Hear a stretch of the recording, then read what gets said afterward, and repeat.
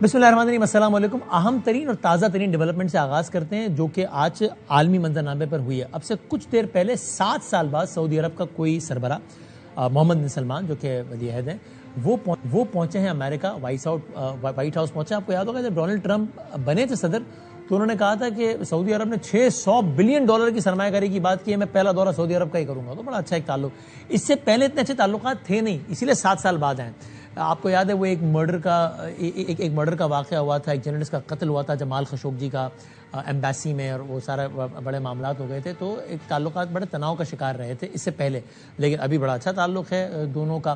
اور ایک بہت اہم سوال اس میں یہ ہے، آج 2 ڈیولپمنٹس میں غزہ کے حوالے سے، ایک یہ اور دوسری اس کے بعد عرض کرتے ہیں کہ ابراہم اکارڈ یعنی کہ ایک ایسا معاہدہ جس کے تحت دنیا کے کچھ ممالک آلریڈی اسرائیل کو باقاعدہ تسلیم کر چکے ہیں، مسلم ممالک اس میں انکلوڈنگ یونائٹڈ عرب ایمریٹس، وہ ٹرمپ کے پہلے دور میں ہوا تھا، یہ وائٹ ہاؤس کے لان میں سگنیچرز ہوئے تھے وہ۔ اب پھر ساری صورتحال بنی جب یہ غزہ والا معاملہ، فلسطین کا معاملہ پچھلے 2 سال سے جو چل رہا ہے، اس سے پہلے بہت خبریں تھیں کہ سعودی عرب بھی ابراہم اکارڈ کا حصہ بن جائے گا، سعودی عرب کسی بھی وقت اسرائیل کو تسلیم کر لے گا۔ پھر حالات ہی خراب ہو گئے، 7 اکتوبر ہو گیا، سارا کچھ رہ گیا۔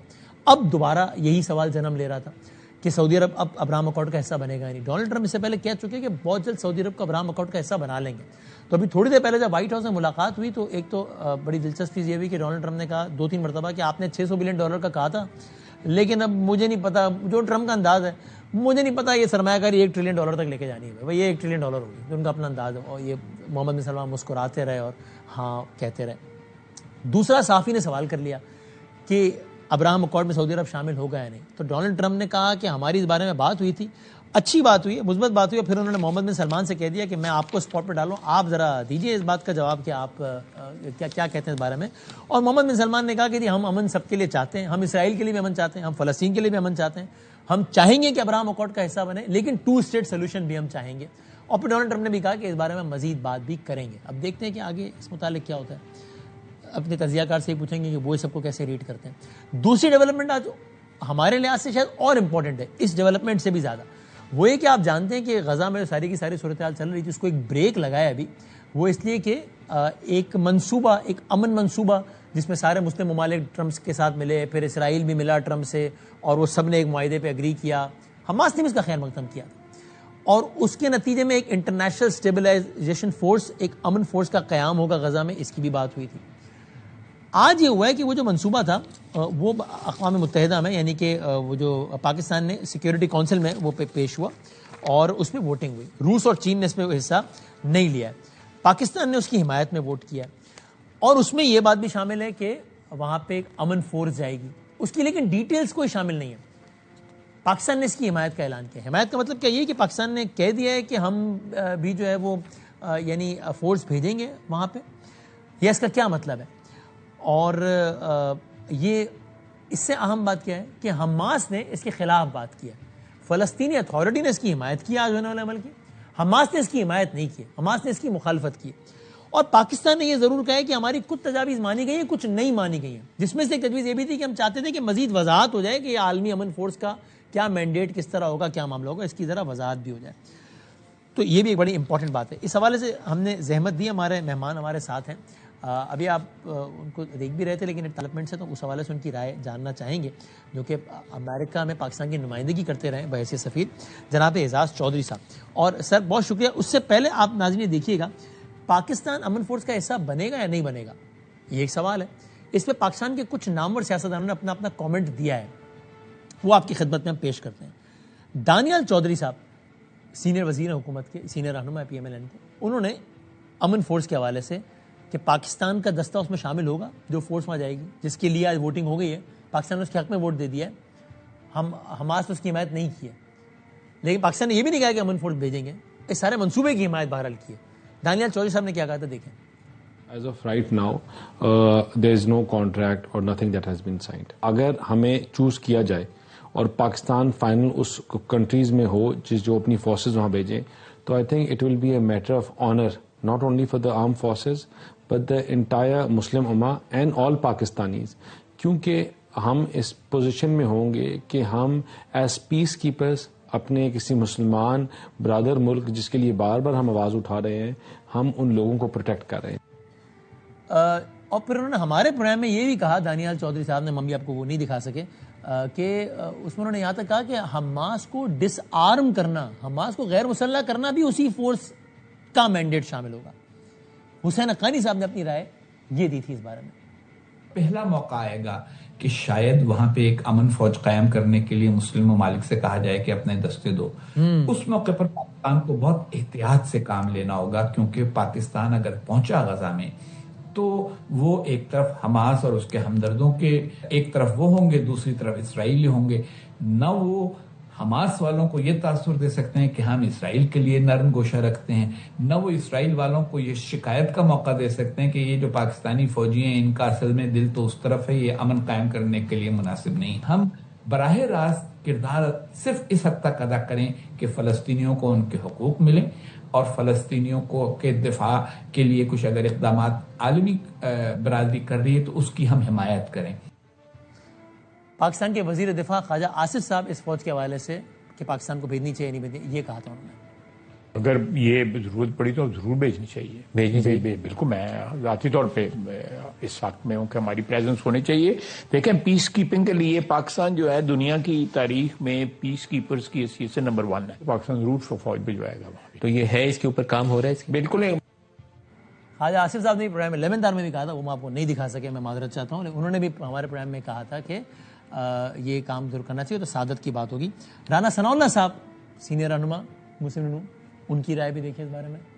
وہاں پہ امن قائم کرنے کے لیے اگر پاکستان کی افواج کو موقع ملتا ہے تو میں نہیں سمجھتا کہ اس سے کوئی بہتر چیز ہو سکتی ہے. اپنے ان مسلمان فلسطینی مظلوموں کی مدد کرنے کے لیے، ان کی جان بچانے کے لیے، ان کے اوپر امن کا نفاذ کرنے کے لیے اگر پاکستان کو کوئی رول ملے کہ وہاں پہ امن قائم ہونا چاہیے، امن فورس کے پاس اس کا انتظام ہونا چاہیے، اسرائیلی کی فوج کو وہاں سے وڈرا ہونا چاہیے، اگر اس کا موقع ملے تو میں سمجھتا ہوں کہ یہ ایک سعادت کی بات ہوگی. ہم بات کرتے ہیں جناب اعزاز چوہدری صاحب ہمارے ساتھ ہیں جو کہ پاکستان کو ریپرزینٹ کر چکے ہیں امریکہ میں. سر السلام علیکم. جی وعلیکم السلام. سر سوری آپ کو ہم نے ویٹ کروایا ہے. پہلے تو سر یہ بتا دیں کہ سعودی عرب کے حوالے سے ابھی تھوڑی دیر پہلے ملے ہیں اور آپ نے اگر وہ ڈسکشن دیکھی ہو ابراہم اکارڈ کے حوالے سے، وہ کہتے ہیں کہ یس ٹرمپ نے ان کو کہا کہ آئی ول پٹ یو آن اسپاٹ اور آپ بتائیے کہ ابراہم اکارڈ کا حصہ بنیں گے یا نہیں. انہوں نے کہا جی we would like to be part of Abraham accord, لیکن ہم یہ بھی چاہتے ہیں، ہم امن چاہتے ہیں، اسرائیلیوں کے لیے بھی ہم امن چاہتے ہیں، فلسطینیوں کے لیے بھی 2 اسٹیٹ سولوشن بھی چاہتے ہیں ہم، اور ابراہم اکارڈ کا حصہ بننا بھی چاہتے ہیں. آپ کیا ریڈ کرتے ہیں؟ آپ کو اس جواب کی روشنی میں لگتا ہے سعودی عرب جلد ابراہم اکارڈ کا حصہ بنتا ہوا؟ سعودی عرب کی شروع سے یہ پوزیشن رہی ہے اور مجھے تو اس جواب سے بھی یہی نظر آ رہی تھی کہ ان کی پوزیشن یہ تھی کہ آپ بالکل ایک کریڈیبل اور ارریورسبل پاتھ وے ہو ٹو اسٹیٹ ہوڈ. یعنی اگر آپ کو یہ بالکل یقین ہو جائے کہ واقعی اب ریاست بننے والی ہے تو شاید وہ مطلب مطمئن ہو جائیں گے. اب کوشچن یہ ہوئے گا کہ بھئی کیا وہ کون سی چیز پہلے آئے. وہ پہلے یعنی یہ ابراہم اکارڈ میں شامل ہو جائیں تو پھر اسرائیل اس کے کرے، لیکن اسرائیل تو آپ کو پتا جو بیانات دے رہے ہیں جس قسم کے وہاں سے جو بیانات آ رہے ہیں وہ تو ایسا نہیں، اس کانفیڈنس تو نہیں بڑھا رہے. اس لیے میرا خیال ہے کہ سعودی عرب بھی شامل نہیں ہوگا اس وقت تک جب تک کہ فلسطین کی ایک ریاست جو ہے نا وہ بن نہیں جاتی اور اسرائیل کو اس کو ایکسپٹ نہیں کر لیتا. اور اس مجوزہ یعنی یہ تو آپ نے منظرنامہ کھینچا ہے کہ سعودی عرب باقاعدہ یہ فلسطین باقاعدہ ریاست بنے اور اسرائیل اس کو باقاعدہ تسلیم کرے، یہ ممکنہ منظرنامہ حقیقت سے کتنا قریب آپ کو آج کی تاریخ میں نظر آتا ہے؟ دیکھیے اس وقت تو نظر اس لیے نہیں آ رہا کیونکہ ہر چیز فلوئڈ ہے اس وقت. نہ تو سعودی عرب تیار ہے اس معاملے کے لیے کہ ہم ابراہم اکارڈ میں شامل ہو جائیں اور نہ ہی اسرائیل تیار ہے کہ اس طرف جائے. لیکن میرا خیال ہے اس وقت تمام مسلمان ملکوں کی اور عرب ملکوں کی توقع ڈونلڈ ٹرمپ سے یہ ہے کہ دیکھیں ہم آپ کے ساتھ چلتے چلتے کہاں تک آ گئے ہیں. اب آپ بھی ذرا اسرائیل پہ دباؤ ڈالیں، کیونکہ اسرائیل پہ اگر کوئی ایک ملک دنیا میں دباؤ ڈال سکتا ہے تو وہ امریکہ ہی ہے، اس کے علاوہ تو کوئی ملک نہیں دباؤ ڈال سکتا. اور اسرائیل کی بھی ٹھیک ہے، ان کے اندر بڑا انفلوئنس ہے، جوئش لابی بڑی اسٹرانگ ہے، لیکن امریکہ کے اوپر اب یہ ذمہ داری پڑتی ہے کہ اگر آگے جانا ہے تو میں سمجھتا ہوں جس دن ابراہم اکارڈ میں آپ سائن ہو گئے فلسطین کی ریاست کے لیے کوئی کسی قسم کا بھی چانس نہیں رہے گا. تو جب آپ نے اتنی لمبی انویسٹمنٹ کی ہے سعودی عرب نے، پاکستان نے، ان سب نے، تو میرے خیال میں انتظار کرنا ہوگا. مجھے تو لگتا بھی یہی ہے کہ یہ لوگ انتظار کریں گے. صحیح ہے. سو اس کا مطلب یہ ہوا کہ یعنی نیئر فیوچر میں کم از کم ڈونلڈ ٹرمپ کی خیالات کے برعکس سعودی عرب اسرائیل کو باقاعدہ تسلیم کرے، یہ بہت فی الحال تو حقیقت سے دور لگتا ہے، رائٹ؟ صحیح ہے جی، صحیح. اور اس کی بنیاد پر چونکہ سوال ہوتا ہے بعد میں بار بار عامیانہ انداز میں ہوتا ہے، آپ اس کو سفارتی اور دیگر زاویے سے بتا دیجئے کہ یہ بھی بحث ہوتی ہے کہ کیا کہ جناب ایک سٹیج آئے گا کہ پہلے سعودی عرب ایکسیپٹ کرے گا، پھر بات چلتے ہیں پاکستان کی طرف بھی آ جائے گا، وہ بھی ایکسیپٹ کر لے گا. آپ اس کو حقیقت یا کوئی سنجیدہ تجزیہ دیکھتے ہیں؟ آپ کو لگتا ہے کہ نہیں ایسے بے پرکی اڑائی جاتی ہے؟ نہیں دیکھیں، اگر پاکستان کا بھی تو یہی ہے نا، پاکستان نے ہر بار یہ آواز اٹھائی. ابھی بھی ہم نے جب ووٹ دیا تو اس کے فوراً بعد ہم نے یہ کہا ہے کہ جناب ہم یہ چاہیں گے کہ ایک یعنی سیاست ان کی ریاست بھی ہو، بلکہ ہم تو کنٹیگوس کی بھی بات کرتے ہیں کہ ایک یونیفائڈ پیلسٹینین اتھارٹی کے اندر ہو. تو وہ بلکہ ہم یہ تک جاتے ہیں کہ 1967 کی وار سے پہلے والے بارڈر ہوں، ایسٹ یروشلم بھی ہو. تو جس دن اگر ایسی کوئی بات بن جاتی ہے، واقعی ہم دیکھتے ہیں کہ جی وہ ریاست بھی ہوگی اور وہ اس کو اپنی پوزیشن ریورس کر کے اس کو ایکسیپٹ بھی کر لیتے ہیں اسرائیلی، تو میں سمجھتا ہوں کہ OIC بھی شاید موو کرے، سعودی عرب بھی موو کرے، تو میرے خیال میں پاکستان کو بھی اس وقت موو کرنا ہوگا. جی صحیح ہے. میں ایگزیکٹلی ذرا چونکہ بالکل لیٹسٹ ڈیولپمنٹ ہے تو ناظرین کے لیے آپ کے لیے بھی عرض کر دوں، پھر اس میں سوال کی یہی جو کنورزیشن ہوئی ہے محمد بن سلمان اور ڈونلڈ ٹرمپ کی ابراہم اکارڈ سے متعلق، تو اس میں محمد بن سلمان نے کہا we want to be part of the Abraham accords but we want also to be sure that we secure a path to a 2-state solution. Then Trump says we have had a very good talk on the Abraham Accords. Reporter نے پوچھا have you reached an agreement on defense؟ تو پھر Trump نے کہا کہ we pretty much have and we have reached an agreement on that. تو یہ تو ہو گیا. اب سر دوسری آج کی ڈیولپمنٹ میں وہ بتائیں کہ اس کو آپ کیسے دیکھتے ہیں کہ ٹرمپ یہ امریکہ کا جو منصوبہ تھا امن کے حوالے سے، جس کو اس وقت حماس نے بھی اس کو ویلکم کیا تھا، پاکستان نے ظاہر ویلکم کیا تھا، پاکستان کے تو حکومت کے سربراہ ان چند مسلم ممالک میں سے جو ٹرمپ سے ملے تھے شہباز شریف صاحب، اس پر پھر اگلا آیا کہ جناب وہ انٹرنیشنل اسٹیبلائزیشن فورس بھی آئے گی وہاں پہ. پھر ایک ڈیبیٹ ہوئی کہ کیا پاکستان بھی ان دستوں کا حصہ بنے گا، اس پر ہم نے بہت سارے بیانات بھی دکھائے. آج اس پورے منصوبے پر جس میں فوج کی تعیناتی بھی شامل، اس پہ ووٹنگ ہو گئی ہے. پاکستان نے اس کی حمایت میں ووٹ دیا، لیکن ساتھ میں یہ بھی کہا کہ کچھ چیزیں ابھی وضاحت طلب ہے، کچھ ہماری تجاویز نہیں مانی گئی، جس میں سے ایک تھی کی طرف وضاحت ہوتی کہ فوج کا مینڈیٹ اور یہ سارا کچھ. سو اب کیا عملی اور اس کو حماس نے اس کو اپوز کر دیا ہے. کیا پاکستان ان حالات میں آپ کو لگ رہا ہے کہ مائنڈ بنا چکا ہے یا ایک طریقے سے اندیا دے دیا پاکستان نے کہ ہماری فورس اس انٹرنیشنل اسٹیبلیشن فورس کا حصہ ہوگی؟ دیکھیں، اگر تو ایسی صورتحال ہوتی ہے کہ جس میں اس کا کام پیس کیپنگ ہوگا، ہاں، یعنی بورڈ آف پیس ایسا ہوگا جس میں پیلسٹینین یعنی ریپرزنٹیشن ہوگی اور پیلسٹینین اتھارٹی اس کو ایڈمنسٹر کر رہی ہوگی، تو اور حماس جو ہے وہ ڈس آرم ہو چکی ہو اس وقت تک اور اسرائیلی ودرا کر چکے ہوں اپنی فورسز، تو تب انٹرنیشنل اسٹیبلائزیشن فورس وہاں پہ جائے گی نا. یہ تو نہیں ہو سکتا کہ آپ اسرائیلی فورس بھی موجود ہو، ادھر سے حماس بھی ہو اور یہ بیچ میں جا کے کھڑے ہو جائیں تاکہ دونوں طرف سے گولیاں اور بم ان پہ برسیں. یہ تو نہیں کوئی بھی کرے گا. اس لیے یہ نہیں ہونا چاہیے، لیکن یہ کیا ہو بھی نہیں سکتا؟ یعنی نہیں ایسا نہیں ہوگا. دیکھ لینا، جب تک اسرائیلی فورسز ودرا نہیں ہوتی ہیں، اوکے، آپ انٹرنیشنل اسٹیبلائزیشن فورس کو وہاں پہ نہیں دیکھ سکتے ہیں. لیکن اگر اسرائیلی فورسز ودرا کر جاتی ہیں تو میں سمجھتا ہوں کہ حماس تو اب اتنا کمزور ہو گیا ہوا کہ وہ کچھ بھی نہیں، اس لحاظ سے تو کوئی کچھ نہیں کر سکتا. نہ ہی ISF کو حماس کے ساتھ کوئی لڑنے جھگڑنے کی کوئی ضرورت ہے. اس وقت ان کا کام تو صرف یہ ہے کہ بھائی کوئی مزید کسی قسم کی وہاں پہ آپس میں کوئی جنگ ونگ نہ شروع ہو جائے. تو معاملہ یہاں نہیں پھنسے گا جو آپ کہہ رہے ہیں کہ پہلے اسرائیل سے کہا جائے گا کہ وڈرا کرو اور حماس ڈس آرم ہو اور پھر یہ فورس آئے گی. اسرائیل وڈرا پتہ نہیں پہلے تو کرتا ہے یا نہیں کرتا، وہ ایک سوال. پھر اگر ہوتا بھی ہے تو کیا حماس ڈس آرم کرے گا اپنے آپ کو یا نہیں؟ حماس نہیں کہے گا کہ جناب ہم اس کو دوسرے پارٹنر کو ہم کیسے ٹرسٹ کریں. تو یہ دونوں جو آپ نے کہا ہے کہ ان دو مراحل سے گزرنے کے بعد ہی فورس تعین ہوگی، یہ دو مراحل بھی بڑے مشکل مراحل نہیں ہیں؟ جی مشکل مراحل ہے جی، خصوصاً اسرائیل کا ودرا کرنا. حماس تو کمزور بھی پڑ چکا ہے کہ حماس کی کوئی مطلب ان کی باتیں بے شک ہوں گی ابھی، لیکن اتنی اس کے بعد تو ان کے اندر کوئی اتنی سخت نہیں ہے. دوسرا یہ یاد رکھیں کہ پیلسٹینین اتھارٹی جو ہے وہ کلیم کرتی ہے کہ they have to be there. تو اس وجہ سے میں نہیں سمجھتا کہ حماس کی اب اتنی قوت رہ گئی کہ وہ اس قسم کے مسائل کھڑے کر سکے. اصل وجہ ہے، اصل جو ریکوائرمنٹ ہے وہ ہے کہ اسرائیلی فورسز ودرا کریں. اگر اسرائیلی فورسز ودرا کرتی ہیں تو اسٹیبلائزیشن فورس پھر اس کے یعنی TORs بنیں گے کہ بھی کیسے جائیں کیسے نہ جائیں.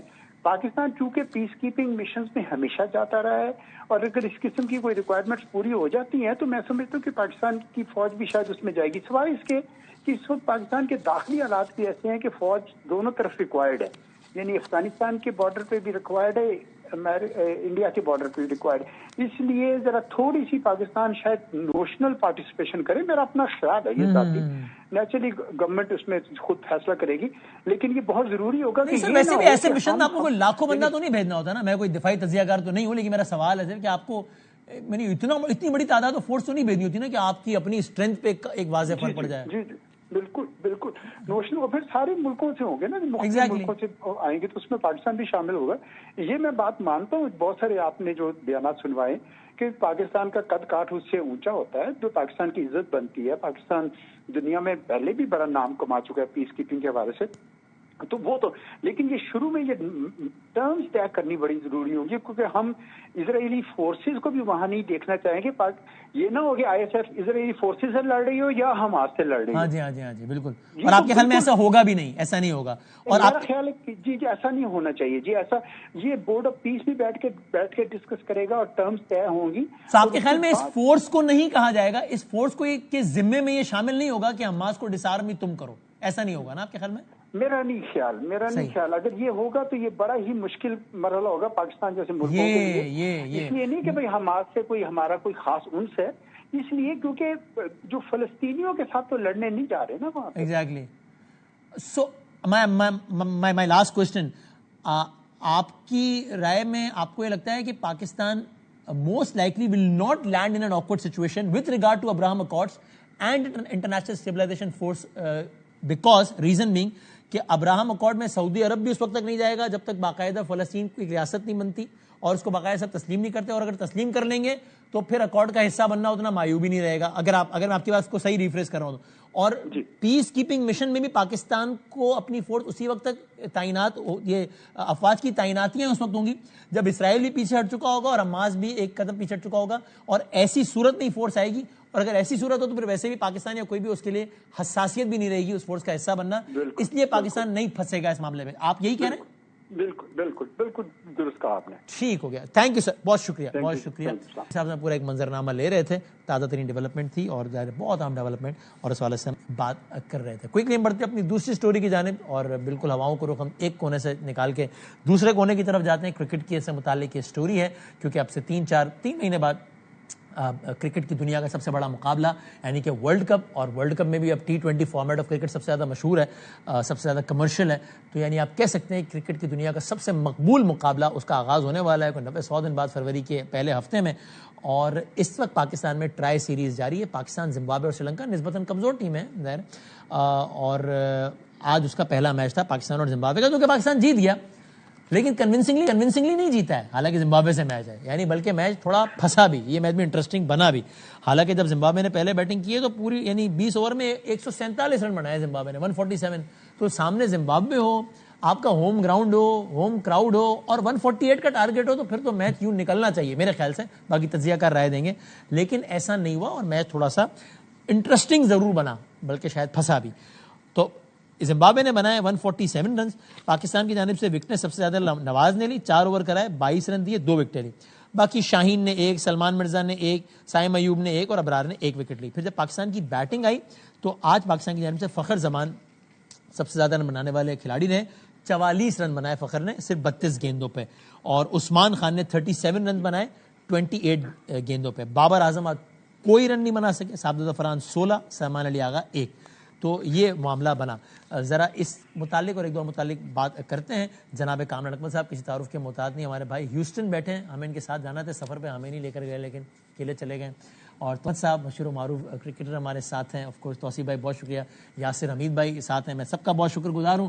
اگر آغاز کروں کامران صاحب، آپ بتائیں، آپ بھی ہیوسٹن میچ کھیلنے ہی گئے ہیں، پتہ نہیں آپ کی ٹیم جیتی ہے یا ہاری ہے وہاں پہ، یہ بھی اپڈیٹ کرتے ہیں بلکہ. اور بتائیں آج کا میچ جیسے ہم جیتے ہیں، ہے یہ مطلب جیتے تو اچھی بات ہے، ظاہر اچھی خبر ہے، لیکن جس طرح جیتے ہیں زمبابوے کے خلاف، ہوم کراؤڈ 148، یہ کوئی پریشان کن معاملہ نہیں ہے؟ وسیم بھائی، پہلے سب کو سلام، ہمارے ساتھ جو اس پروگرام میں آپ کو دیکھنے والوں کو. اور اس وقت میں نیو جرسی میں آ گیا ہوں اور ایورڈ PCCL بڑا زبردست آرگنائز کیا. انفارچونیٹلی ہم فائنل ہار گئے ہیں. رزاق بھائی کی ٹیم کنڈم ویلی کی فائنل جیت گئی ہے. Back to tri nation. اور ٹرائی نیشن ٹھیک ہے، زمبابوے آپ نے کہا ویک ٹیم تھی، لیکن آج ہم لوگ بھی ویک لگے ہیں، کپ نہیں لگے ایسی ٹیموں کے خلاف. تو ہمیں جہاں پہ میچ جلدی ختم کرنا چاہیے تھا ایسی ٹیموں کے خلاف، ہم ٹاس جیت کے پہلے بیٹنگ کریں اور کوشش کریں 190 200 کرنے کی، کیونکہ آگے بڑی ٹیمیں آئیں تو ہمیں تھوڑا آئیڈیا ہو کہ ہم پہلے بیٹنگ کر کے کتنا سکور کر سکتے ہیں. چیز بھی ہم لوگ کریں گے، میچز بڑے ہیں. تو یہ ورلڈ کپ سے پہلے آپ اتنے ایکسپیریمنٹ کر رہے ہیں، کبھی اوپنر کو نمبر 5 پہ لے آتے ہیں، مڈ آرڈر کو اوپن کروانا شروع کر دیتے ہیں، بیٹسمین کو پورے 4 اوور کروانے شروع کر دیتے ہیں. تو ان چیزوں کی طرف بھی تھوڑا سا دھیان دیں. تو آپ ویک ٹیم کے خلاف پہلے بیٹنگ کرتے ہوئے ضرور ایک بڑا ٹوٹل لگانا چاہیے. اور مجھے سمجھ نہیں آئی کہ فخر زمان ٹھیک ہے اسکور کارڈ سے تو نظر آ رہا ہے کہ اس نے میچ جتوایا، پہلے 17-18 بال وہ جیسے کھیلا، اسٹرائک ریٹ آلموسٹ 80 کا تھا، 13-14 رنز بنائے ہوئے تھے. یا اچھی ٹیم یہاں سے میچ جانے دے. یہ تو زمبابوے تھی، جیسے انہوں نے پاور پلے یوٹیلائز کیا 59 رنز کا، ہم لوگ 31 رنز کر رہے ہیں. ہم لوگ ڈاٹ بال سے نکل ہی نہیں رہے، ہم وکٹیں ایسے لوز کر رہے ہیں، ہم اپنی وکٹ کی ویلیو نہیں رکھ رہے، ہمیں گیم اویئرنیس نہیں نظر آ رہی. زمبابوے ٹیم نے قدرے بہتر کرکٹ کھیلی یا فائٹ کی، یا اگر وہاں پہ جتنا اچھا سٹارٹ مل گیا تھا، اگر کوئی اچھی ٹیم ہوتی تو انہوں نے 200 کرنا تھا. زمبابوے 170 180 کر لیتی تو میرے خیال سے بڑا اچھا ان کے پاس چانس تھا. انہوں نے پھر بالنگ میں غلطیاں کی ہیں. تو میرے خیال سے یہی چیز دیکھنے والی ہے کہ ورلڈ کپ کی کیا تیاری، یا اچھی ٹیم کے خلاف ہماری یہ کمبینیشن، اس ٹائپ کی کرکٹ ہم سروائیو کر سکیں گے، کیا ہم کمپیٹ کر سکیں گے؟ یہ چیزیں سوچنے والی. یاسر بھائی آپ کا کیا خیال ہے؟ یاسر امین صاحب، جس طرح ہم کہہ رہے ہیں جیتے ہیں تو یہ اچھی بات ہے، کوئی بھی نہیں کہے گا برا ہو گیا جیت گئے جی، لیکن آگے ہے بڑی ٹیمیں آنی ہیں. ابھی آپ کو کراؤڈ کا ایڈوانٹیج ہے، گراؤنڈ کا ایڈوانٹیج ہے، پچ کا ایڈوانٹیج ہے. وہ آپ ایڈوانٹیج کتنا وصول کر رہے ہیں نہیں کر رہے وہ الگ بات ہے، لیکن اور اس میں بھی اگر میچ آپ اس طرح کر کے جیت رہے ہیں تو یہ کوئی اچھی خبر ہے ورلڈ کپ جیسے بڑے ٹورنامنٹ سے پہلے. یاسر بھائی دیکھیں وسیم بھائی، میں ایک بات کہنا چاہوں گا which could be a rude but دیکھیں یہ جتنا چھوٹا فارمیٹ ہوتا ہے نا، اتنا چھوٹے پلیئر کے لیے، چھوٹی ٹیموں کے لیے اتنا ایڈوانٹیج زیادہ ہوتا ہے. اوکے ٹھیک ہے. اب جس طرح 20 اوورز ہیں، اس میں چھوٹی ٹیموں کا نکلنا زیادہ ایزی ہے اور بڑی ٹیموں کا پھنسنا زیادہ ایزی ہے. ٹھیک ہے.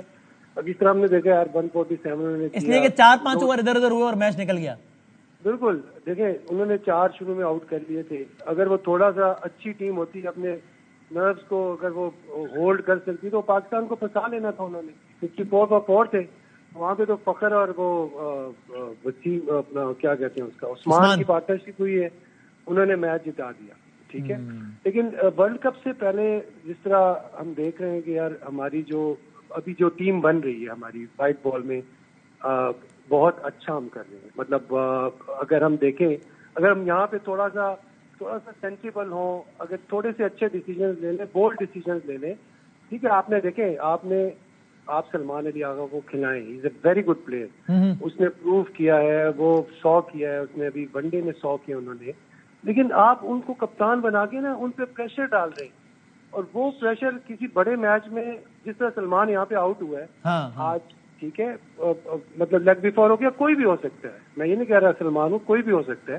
لیکن وہ جو آپ کا کپتان جب اس طرح آؤٹ ہوتا ہے، اگر پیچھے سے 1-2 وکٹیں اور گر گئیں، مطلب یو آر ون. اور اس طرح کا بڑا میچ جب آپ ورلڈ کپ کھیل رہے ہو، دیکھیں آپ نے اگر تو یاسر بھائی بتائیں نا، آپ کہہ رہے ہیں کہ سلمان پہ آپ کپتانی کا پریشر ڈال کے اور اس کو کپتانی دے کر اور پریشر ڈال رہے ہیں، تو with 100 days almost remaining in T20 World Cup, do we still have time to take a chance and to replace Salman Ali Agha with some other individual? This is not going to be happen. مجھے تو یہی لگ رہا ہے یہ ہوگا نہیں. ہونا چاہیے آپ کے خیال میں؟ اگر کر لیں، دیکھیں اگر آپ نے شاہین کے پاس سی وی ہے، he has won 2 PSL trophies for Lahore Qalandar. اس کی سی وی اسٹرانگ ہے، وہ ون ڈے میں 2 سیریزیں جیت چکے ہیں. ٹھیک ہے. اگر آپ اسے کپتان بناتے تو it's not out of the box thing نا. آپ اس کو کپتان بنائیں. Salman Ali Agha is very important player. ٹھیک ہے. لیکن آپ نے اس طرح مطلب سمجھ نہیں آ رہی. آپ نے ون ڈے میں اس کو کپتان بنایا ہوا ہے، T20 میں سلمان علی آغا کپتان ہے. یا تو پھر ہم اس پہ بات کرنا ہی چھوڑ دیں نا. ہم بھی ایک اصولی موقف اختیار کرتے ہیں. چلے ٹھیک ہے، بنا لیا کپتان، اب ہم اس پہ بات نہیں کریں گے. We are going to support ہم. اب ورلڈ کپ کے بعد دیکھیں گے یا تو ٹھیک ہے صحیح. اچھا سلمان بھائی یاسر بھائی میں ساتھ رہیں. میں نعمان بھائی سے پوچھوں. نعمان نیاز صاحب ہمارے ساتھ. I'm really grateful, thank you so مچ.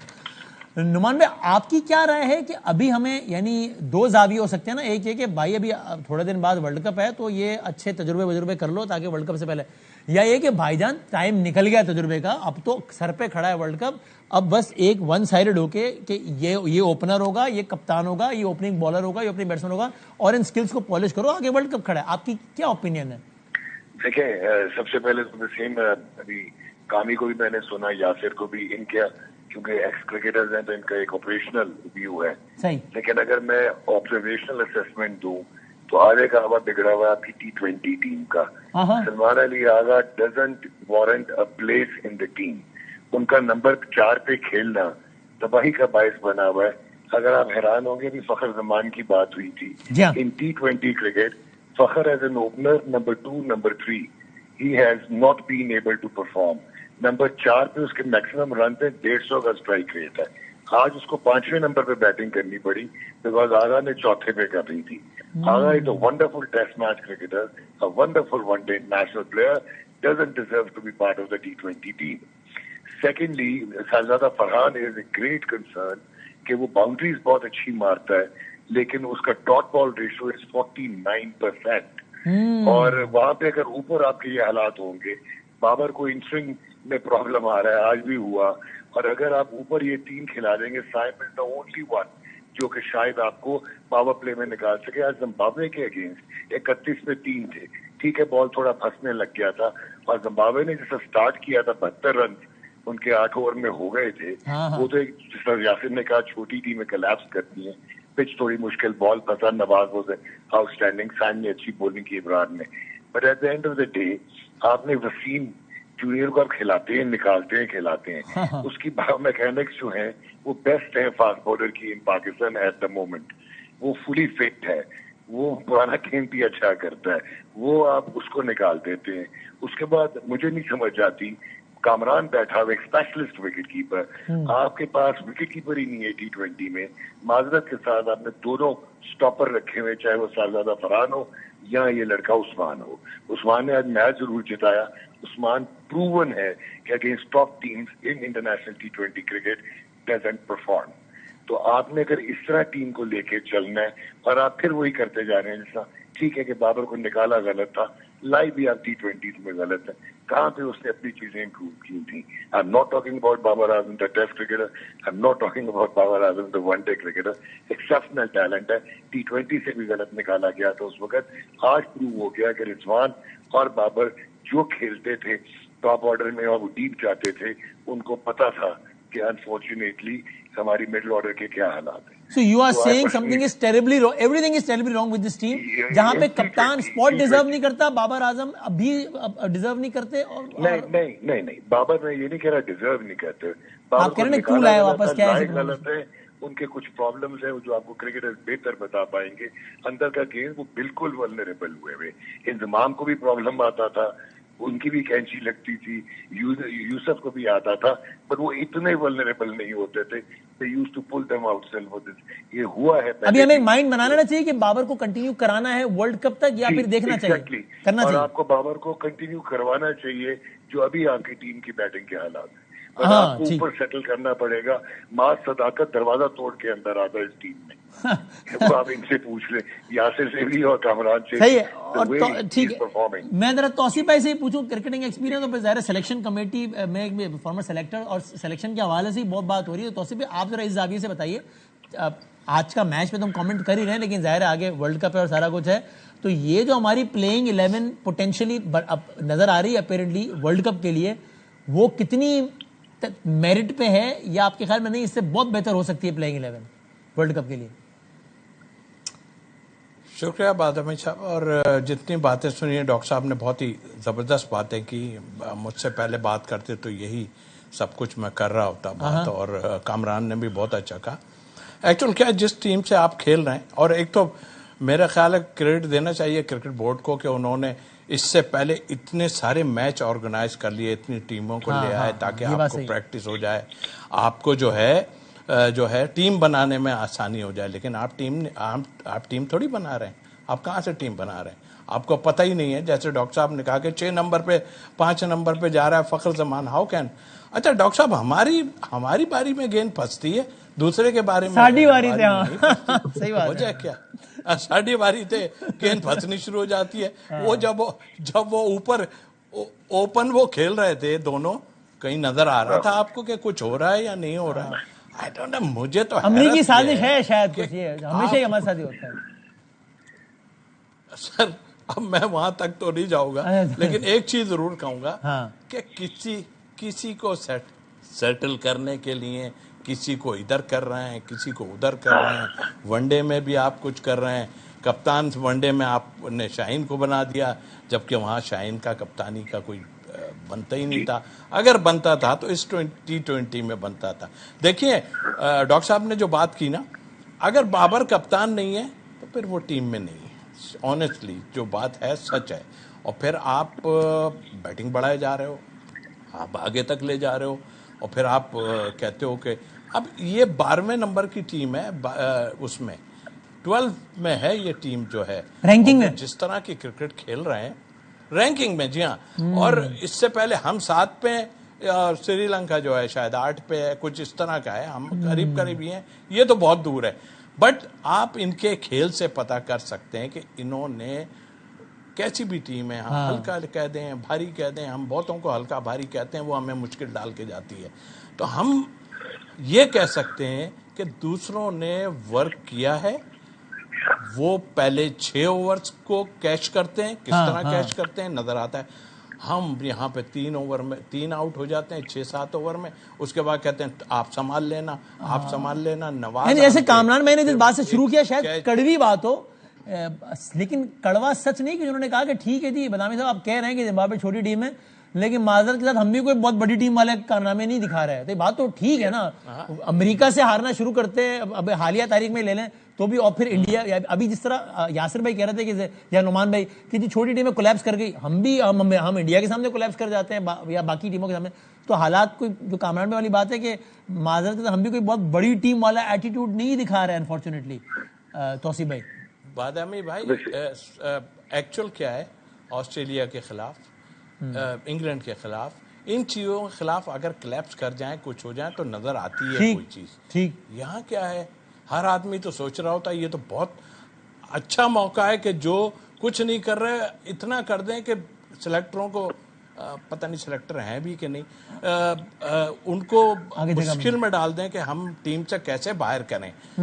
پھر تو آپ کو رضوان کو ہی لانا پڑے گا, وہ تو ہمیں نظر آ رہا ہے چیزیں.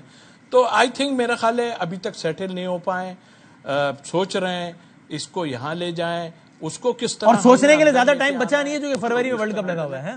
جی نعمان بھائی, جی نعمان بھائی کوئکلی بھائی نے بہت اچھی بات کی. ایک تو آپ نے نمبر انسیٹل کیے ہوئے, صاف نظر آ رہا آپ نے شباب کو اکوموڈیٹ کرنا تھا. آپ نے T20 میں شاہین کو کپتان بنانے کے بجائے ون ڈے کا بنا دیا. آگا ون ڈے کا بن سکتا تھا, آگا ٹیسٹ میچ کا کپتان بن سکتا ہے, بٹ ناٹ T20 کرکٹ. دوسرا آپ انڈر یوٹیلائز کر رہے ہیں محمد اس کو, نواز کو. نواز از اے فینٹاسٹک بیٹسمین اور وہ پکا بیٹسمین ہے. وہ نمبر 3 پہ پنڈی سے کھیلتا ہے, لسٹ اے میں 250 ہے اس کا. وہ سب سے اچھا پرفارم کرتا ہے. فہیم کا رول ہی نہیں آپ ڈیفائن کر پائے, اس نے نیا گیم کرنا ہے. ہی از اگین T20 کے لحاظ سے اچھا بیٹسمین. وہ ایک سلمان آغا بیچ میں فٹ ہونے کے چکر میں آپ ساری سمیٹری آپ خراب کر دیتے ہیں. پھر یہ جو توصیف بھائی نے بات کی, انفارچونیٹلی میں کہنا نہیں چاہتا ینگسٹر ہے, لیکن یہ لڑکا جو ہے عثمان, یہ ٹاپ ٹیمز کے اگینسٹ نہیں سسٹین کر سکتا اس ٹیکنیک سے. وہ گیند ہماری اس لیے رکتی ہے پچز پہ کہ ہمارا میتھڈ ہی غلط ہے, اور ہمارے پاس صحیح میتھڈ والا ایک سائر ایوب آیا ہے. ٹھیک ہے اس نے فیلئرز لیے ہیں, تھوڑا سا کیجول ہے, بٹ اس میں فلیبوینس نظر آتی ہے, پوٹینشیل نظر آتی ہے. کامران میں final word from your side, captaincy کا اب کیا کرنا چاہیے؟ اب جب ورلڈ کپ فروری میں ہے تو اب کچھ ڈیسیشن کرنا چاہیے کامران اکمل صاحب ریگارڈنگ دا کیپٹن, یا اب انہی کو لے کے چلنا چاہیے سلمان صاحب کو؟ دیکھیے وسیم بھائی, توصیف بھائی نے بڑی زبردست بات کی, اور ڈاکٹر صاحب نے, یاسر نے. اگر یہ ٹیم کو ورلڈ کپ کو سامنے رکھتے ہوئے دیکھیں نا, تو میرے خیال سے ٹاپ آرڈر میں ایک میری لسٹ میں نہ ہو, 15 میں, 11 میں بھی نہ ہو, اور 4 5 6 جو بیٹسمین ہے یہ میری لسٹ میں نہ ہو. ان سے پہلے اگر اس وقت میں دیکھوں تو محمد نواز، ہم نے بڑی بات کی ہے کہ وہ آیا غلط ہے وداؤٹ پرفارمنس، اب وہ سیٹ ہو گیا ہوا پرفارمر لگ رہا. آپ کو ماڈرن ڈے کو سامنے رکھتے ہوئے، گیم اویئرنیس کو سامنے رکھتے ہوئے بڑی زبردست پرفارمنس دے رہا، چاہے بالنگ ہو بیٹنگ ہو. تو میرے خیال سے ہم لوگوں کو اس طرف دیکھنا چاہیے. زمبابوے جیسی ٹیم سے پہلے 7 اوور میں ان کا کتنا ٹوٹل تھا، ہمارا پاور پلے میں 31 رنز، فرسٹ 10 اوور میں 56، صرف وہ 17 اوور جیتے ہیں، باقی 23 اوور ہم لوگ جیتے ہیں، جس کی وجہ سے وہ چھوٹی ٹیم تھی جو 180. تو ہم ان ٹیموں کے خلاف بھی اچھی کرکٹ نہیں کھیل رہے تو بہتری نہیں ہو سکتی. ماز صداقت کی بات کی ہے، میرے خیال سے وہ اس کو لائیں گے. سائم ایوب، صاحبزادہ، بابر، یہ ابھی ورلڈ کپ سے پہلے کپتانی کا ان کی نظر میں کوئی چینجنگ نہیں لگ رہی کہ اسی کمبینیشن کے ساتھ جائیں گے. یہ میچز جیت کے ہمیں سٹیٹس دکھائیں گے ورلڈ کپ میں کوئی ایسی پرفارمنس نہ آئی تو یہ دیکھیں ہمارا ریکارڈ ورلڈ کپ اچھا نہیں ہوا. یہ ایسے اکوموڈیٹ کرتے ہیں اور فخر کو نمبر 5 پہ کھلانا پاکستان کی کرکٹ کے ساتھ زیادتی ہے. سلمان علی آغا کو T20 میں کپتان بنانا پاکستان کی کرکٹ کے ساتھ زیادتی ہے جو 6-7 سال سے ایسے ہی چلتا ہوا. رائٹ، تھینک یو سر، بہت شکریہ سارے مہمانوں کا. بابر کے والے صاحب جانتے ہیں ان کو جرمانہ بھی ہوا ہے وہ بیکاز وہ بلہ بڑا زور سے انہوں نے مار دیا تھا، آؤٹ ہونے کے بعد پریشان تھے. اور آج ایک اور خبر بھی آئی کہ اظہر علی صاحب ایک یوتھ ڈیولپمنٹ پروگرام اور نیشنل سلیکشن کمیٹی کے ممبر تھے، انہوں نے اسٹیپ ڈاؤن کر دیا ہے. خبریں یہ چلیں کہ جناب وہ سرفراز کو ذمہ داریاں دے دی گئی ہیں، تو اس وجہ سے انہوں نے دس آئی کین کنفرم یو کہ کوئی اظہر اور سرفراز کا، اظہر بھائی اور سرفراز بھائی کا کوئی پرسنل کوئی ایسا معاملہ نہیں ہے، لیکن کہ جس کی وجہ سے کہ جناب نہیں چونکہ یہ کیوں آئے ہیں اس وجہ سے میں جا رہا ہوں، تو ایسا کوئی پرسنل والا معاملہ نہیں ہے. لیکن ہاں یہ ضرور ممکن ہے کہ شاید پی سی بی، جو کہ بہت سارے کھلاڑی جو پی سی بی میں کبھی سرو کرتے ہیں اور پھر وہ بعد میں شکوہ کرتے ہیں، تو یہ ممکن ہے کہ یہ ضرور ہوا ہو کہ وہ اس ساری پروگریس کو پی سی بی شاید کوئی اور بہتر طریقے سے ہینڈل شاید ہو سکتا تھا. بہر ایک بریک لیتے ہیں، بریک بعد اگلے موضوع کے ساتھ حاضر ہوتے ہیں.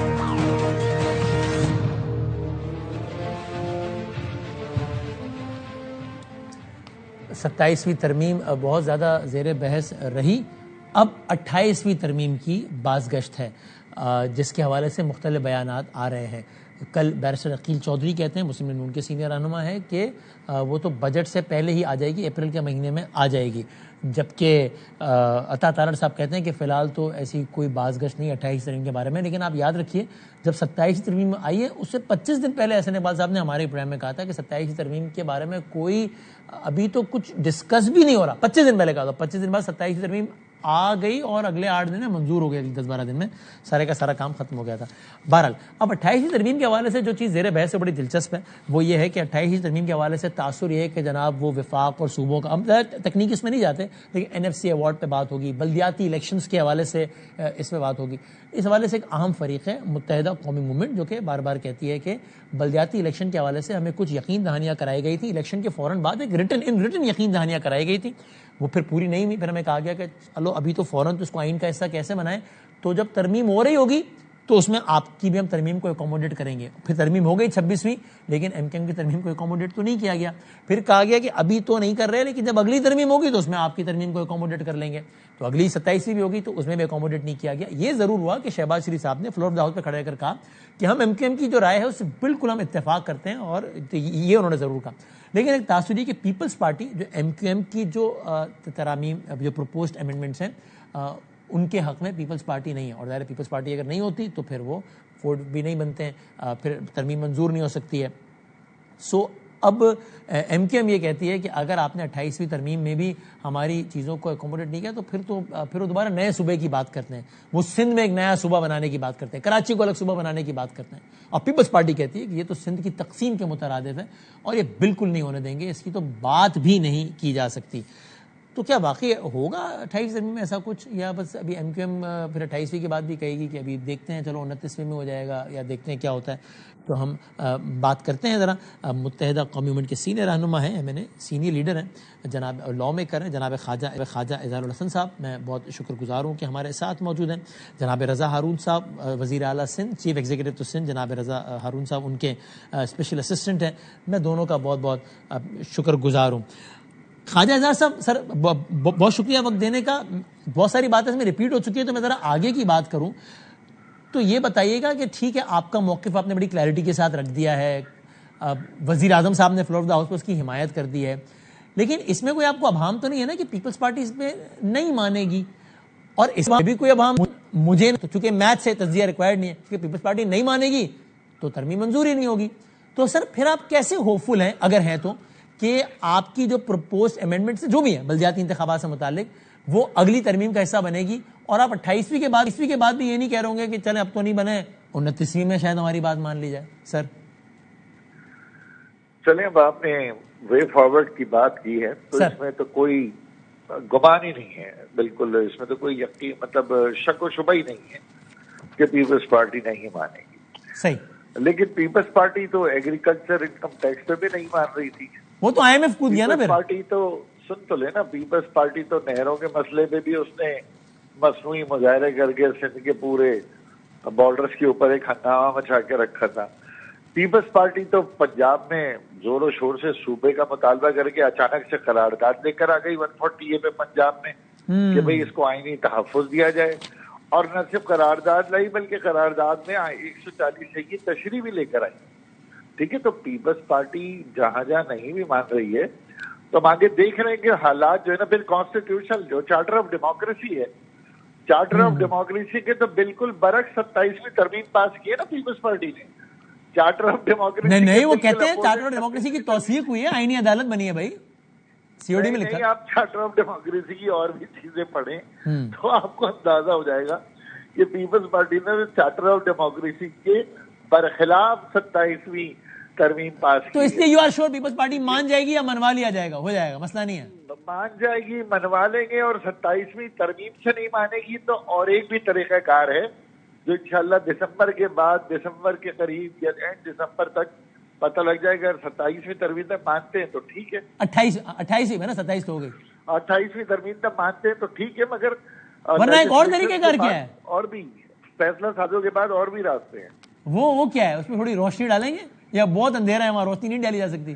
نہیں, 27ویں ترمیم آنے دیں, اس کے امپیکٹ آنے دیں, اس کے اثرات آنے دیں, اس کے بعد دیکھیں سب ہنسی خوشی رہنے لگیں. ہاں, تو رضا ہارون صاحب یہ بہت کانفیڈنٹ ہیں, آپ کے فارمر کولیگ بھی ہیں MQM میں, آپ لوگوں نے ساتھ میں گزارا ہے کہ پیپلز پارٹی کو منوا لیا جائے گا, اور وہ اپنی بات ہوائی فائر نہیں کر رہے, وہ مثال ہوتا ہے نا بچپن میں کہتے ہیں مثال دے کر واضح کریں, تو میرے پوچھے بغیر انہوں نے مثالیں دے کر واضح کیا کہ پیپلز پارٹی مانی ہے, یہ بھی مان جائے گی, ورنہ منوا لیا جائے گا, ورنہ اور بھی طریقے ہیں منوانے کے.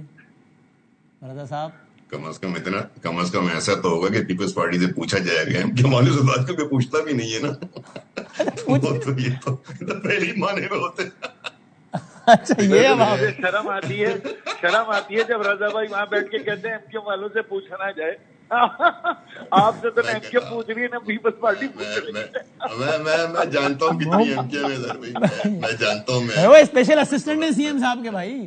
میں تو 45 سال رہا ہوں MQM میں. یہ تو رضا بھائی رہنے دیں, آپ جتنا MQM میں رہے اور جتنی کاوشیں آپ کی رہی ہیں اتنا ہمیں بھی پتہ ہے نا یار, لیکن جس طرح آپ ابھی وہاں کھڑے ہو کے کہہ رہے ہیں مجھے بات کر لینے دیں. آپ کی بات ہو گئی, لیکن آپ کی طرح وزیروں کے آگے زمینوں پہ نہیں مٹایا MQM نے کبھی بھی آپ کو.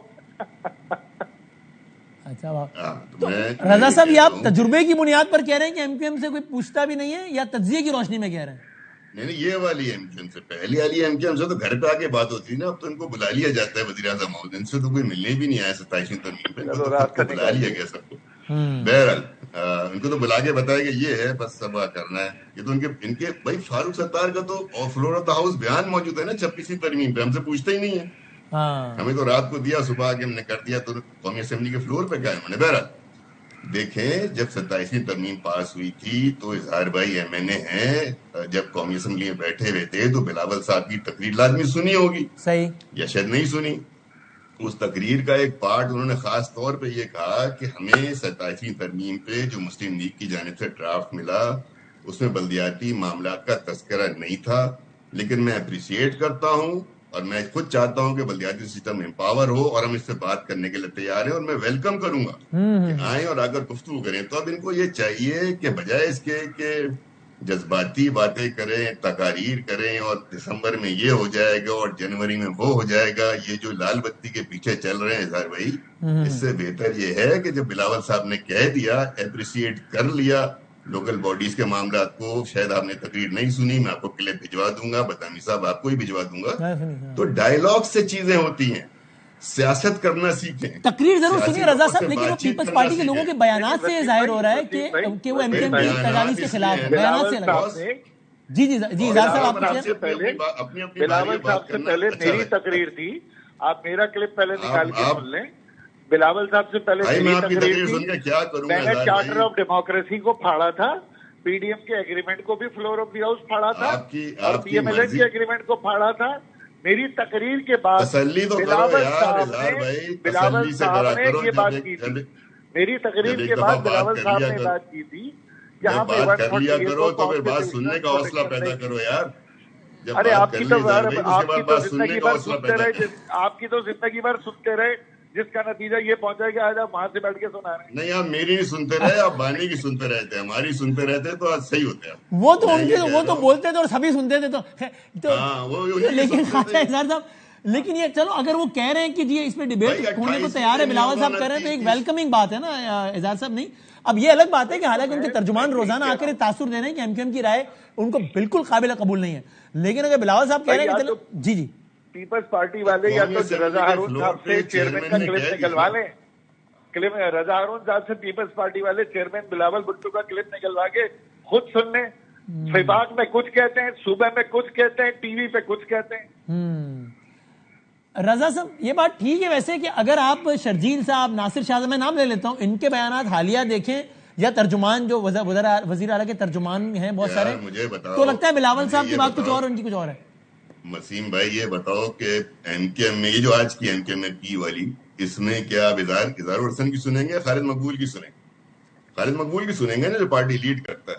इसी तरीके से चेयरमैन बिलावल जब फ्लोर ऑफ द हाउस एक बात कर रहे हैं, आप उनकी सुनेंगे क्या बाकी लोगों को सुनेंगे? बाकी लोग तो आकर रिस्पॉन्ड कर रहे हैं फजूल की प्रेस कॉन्फ्रेंस पे जो कर रही है, वो जज्बाती किस्म की बातें कर रहे हैं। अच्छा, उसमें फिर आखिरी बात बता दें रजा साहब कि उस प्रेस कॉन्फ्रेंस में आपने फजूल, रजा साहब आखिरी बात बता दें, ठीक है, उसमें सीरियस गुफ्तगू सुनने, देखिए सीरियस बात सुनने मसीम भाई। देखिए हर दफा ये बात करना कि फला नहीं हुआ तो सूबा बन जाएगा, ये सिंध के अंदर ये तकसीम की सियासत करना, ये बात करना, ये एमकेएम की पॉलिसी का यही काम करते रहे आप। हमें 20 साल लंदन से यही चूरन देते रहे। ये तो रजा भाई लंदन से जो चूरन देता रहा उसको बात करो ना यार। मैं तो बता रहा हूँ कि कभी जज्बाती क्यों हो रहा है यार, पानी का गिलास पियो, आपके बस का नहीं है, आपके बस का नहीं है। मेरी बात समझे, वो ये कह रहे हैं कि वो कह रहे कल तक आपके लिए सुबह बनाने की बात ठीक थी, आज गलत हुई है।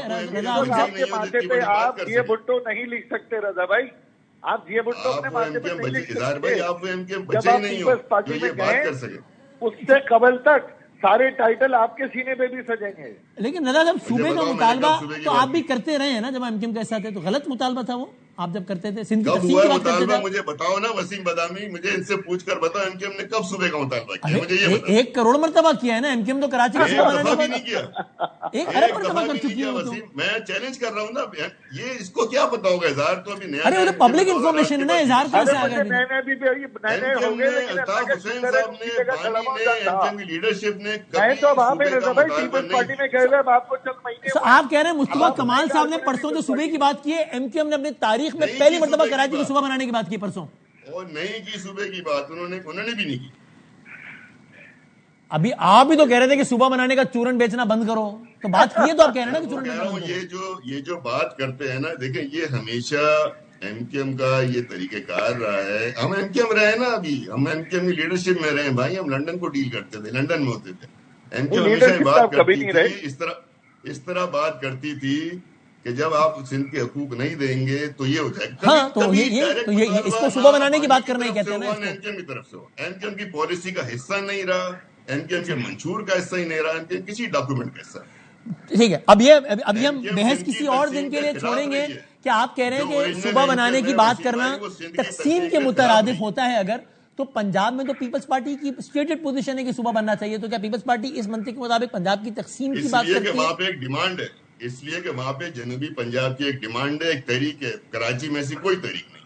تو وہاں پہ 140 آئینی پروٹیکشن کی ڈیمانڈ ہے, وہاں پہ ہزارہ صوبے کی ڈیمانڈ ہے, وہاں پہ جنوبی پنجاب صوبے کی ڈیمانڈ ہے. کرو نا, کھل کے ڈیمانڈ کرو نا صوبے کی, کرتے کیوں نہیں, کرو. اب یہ تو رہے اور کیسے کریں گے, اور کیسے کریں گے, کرو کل پریس کانفرنس کرو, بولو میں صوبہ وہ کہہ رہے ہیں لیڈرشپ کر دے, آپ کا یہ شوق پورا کر دیجیے گا اگر آپ چاہیں تو. خواجہ صاحب بہت بہت شکریہ, بہت شکریہ, دونوں مہمانوں کا بہت شکریہ.